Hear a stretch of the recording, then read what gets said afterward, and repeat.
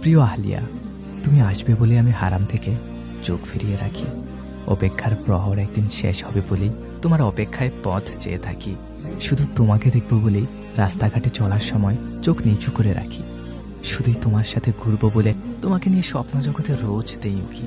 না বলা যত গল্প কথা তোমায় নিয়ে শুনবো বলেই পরম যত্নে সাজিয়ে রাখি। এই মনে সবটা জুড়ে শুধু তোমার রাজত্ব থাকবে বলেই তাকে আজ শূন্য রাখার অভিমানে আমি ব্যস্ত থাকি। একদিন তোমাকে ঘিরে স্বপ্নগুলো সত্যি হয়ে হাতছানি দিবে বলেই খুব যত্নে ভালোবাসাগুলোকে বাক্সবন্দি করে রাখি। যেখানে রাজত্ব চলে না কোনো অতীতের, সেখানে তুমি বর্তমান, তুমি ভবিষ্যৎ। যেদিন রবের হুকুম হবে সেদিন বাক্স থেকে স্বপ্ন পাখিগুলো ডানা মেলে মুক্ত হয়ে উড়ে বেড়াবে, হয় দুনিয়াতে না হয় জান্নাতে।